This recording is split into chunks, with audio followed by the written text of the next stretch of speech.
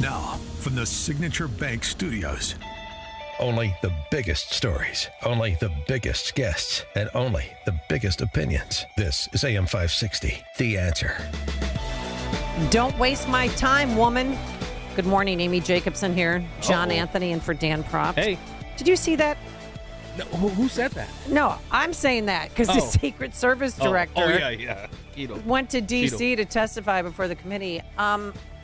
What did we I learned nothing. That was Nothing. a complete waste of time. The assassination attempt of former President Donald Trump on July 13th is the most significant operational failure of the Secret Service in decades. I take full responsibility for any security lapse of our agency.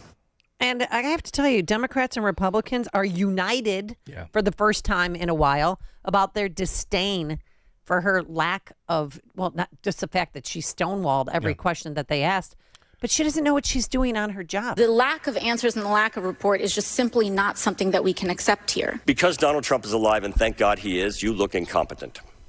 If Donald Trump had been killed, you would have looked culpable. You need to resign. You're full of today. You're just being completely dishonest. You should be fired immediately and go back to Garden Doritos. Go back to Garden because she worked at PepsiCo. Jim Jordan. Were you guessing or lying when you said you didn't turn down requests from President Trump's detail? Neither, sir, and I appreciate the question. And Democrats, why hasn't anybody been fired? It has been more than a week now, and no heads have rolled. You're prepared to fire the people on the ground who made poor decisions that day. I'm prepared to take the actions necessary. No, that's nonsense. I love it. They called her out. That's nonsense. And that was just the beginning. But she never answered any questions. With more on this, let's welcome back to the program our good friend, William Jacobson, clinical professor of law and director of the Securities Law Clinic at Cornell Law School and founder of legalinsurrection.com. Good morning, Mr. Jacobson. How are you? Good morning. Good. So did you waste any of your precious time watching that debacle on the Hill yesterday? I've watched some of it. I've seen even more clips of it. And I was hoping to wake up this morning and find out she'd resigned or been fired. But according to the Twitter, that hasn't happened yet. But she certainly deserves to be fired. But Biden could fire her right now, but he hasn't done that yet. Do you know why? Or they just don't want to take any attention away from Kamala Harris's big announcement? That could be it, but remember how she got appointed. She got appointed because she was very close to Jill Biden. So she had been on Jill Biden's detail when Joe Biden was the vice president. And there were news reports at the time of the appointment that she was being pushed very heavily by Jill Biden. So she has a personal connection to the person who's probably actually been running the country the last 2 years, which is Jill Biden. And so I think that might be part of it, too, that there's a personal connection there.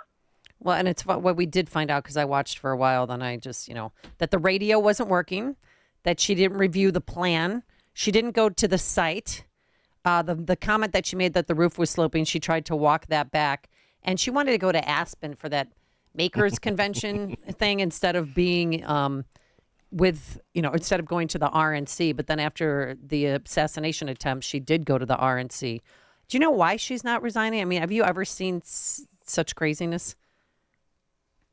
As I watched her and as I've seen even more clips of her, the image that came to my mind was Nurse Ratched in One Flew Over the Cuckoo's Nest, that she appears to be somebody who is not used to having her authority questioned. And she would just have these blank stares at people, these scowls at people, very disconcerting. And that's what came across. I think she is somebody who has, been in power, achieved her life goal of being director of the Secret Service, and she does not appreciate all this criticism, and that's what it came across as. To be fair to her, there was a time when you're doing when it's an ongoing investigation, you don't release the particulars of the case. I'm a former cop. You don't release particulars of case, but in this new age, everybody wants information right now. You really can't do an effective investigation. Now, what should have happened, and this is my question for you, William, why wasn't somebody from the FBI there who could have answered some of those particular questions? Why didn't they invite that person to that committee hearing? Yeah, well, let's keep in mind this was a very public event, okay, a presidential, nominee. This was, or presumptive nominee at that point. It was, the shooter is dead, okay? Yeah. So you're not going to be prosecuting him. I mean, you know better than I do, but a lot of times the reason you don't release information is you don't want to jeopardize the prosecution. Correct. Well, that's true. There's going to be no prosecution. There's no prosecution. Yeah. Right. Well, that we know Well, of what yet. about his father? I mean, apparently from a number of reports, the weapon belonged to his father, not to him. Could he face charges?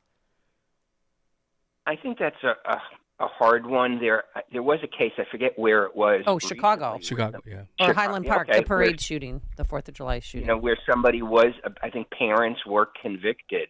I don't necessarily understand the legal theory there unless you're a participant in it.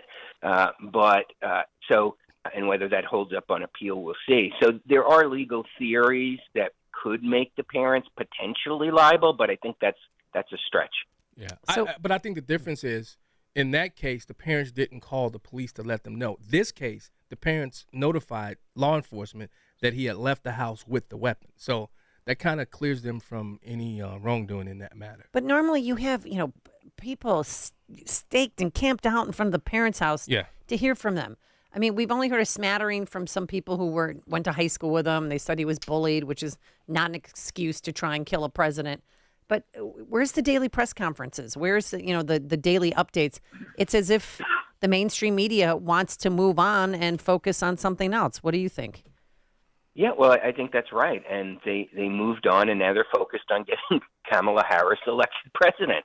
That's what they're most concerned about. It is truly astounding that this assassination attempt has almost been memory holed by the media. If it wasn't for these hearings, I'm not sure it would be in the press anymore. It's really only the hearings is why we're talking about it, or I should say the hearing with the director. So, yeah, the media reaction would have been infinitely different if this was a Democrat candidate for president. Well, we would be having a national conversation, which we're not having. Right, but if he was fatally shot, this would be a bigger deal, don't you think? But it might not be. I mean, I don't trust this government. I don't trust the media that's complicit with the government. No, I mean, I think that there's something very wrong here. I think everybody senses something is very wrong here. None of this makes sense. Secret Service cannot be expected to be perfect, although that's their goal. And stuff happens in life that you can't prevent. But the magnitude of the disregard for Donald Trump's safety here is truly astounding. Yeah. It's baffling. Yeah. So when does Cheatle either resign or Biden fire her? When does that happen? I mean, she can't keep her job, can she? Well, I think Biden fires her when a calculation is made that this is damaging Kamala Harris's presidential campaign. That's when she gets fired. Yeah. Whether she resigns under pressure before that, I can't really say. I think that if Congress moves more swiftly, I mean there does seem to be bipartisanship. I don't think it's because the Democrats actually cared about Donald Trump. I think they know they have to be bipartisan here. They have to come out against this. But I don't think she gets fired until a calculation is made, and maybe it's been made. It just hasn't been announced that she is causing more harm to the election of Kamala Harris than they can take, and they want to put this aside. Wow. That's what I think. It's unfortunate, but I think it's true. What a complete DEI hire, and I don't know if you saw. I mean, and I say that because she wanted 30% of the force females by 2030. How politicians have fun with numbers. Yeah. But yesterday when she walked in to the hearing, guess who was guarding her? Who? All men, Secret Service agents, of course. All right, William Jacobson, we're going to have to leave it there for today. Clinical professor of law and director of the Securities Law Clinic at Cornell Law School and founder of LegalInsurrection.com and president of Legal Insurrection Foundation. Thank you so much, Mr. Jacobson. We appreciate it. Great. Thank you. Take care. And he joined us on our turnkey.pro answer line. I like it. Before you see it on TV, share it on Facebook, or read about it in the paper.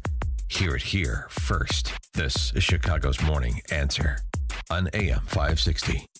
The Answer. Do you just grin and bear it or bite the bullet when it comes to everyday pain? Don't. Try Relief Factor, a drug-free daily supplement that helps your body fight pain naturally. Relief Factor doesn't just mask pain, it helps reduce or even eliminate it. It's 100% drug-free, it's developed by doctors. In 3 weeks or less, you'll know whether it works for you like it works for me. Try Relief Factor for yourself. Go to relieffactor.com or call 1-800-4RELIEF and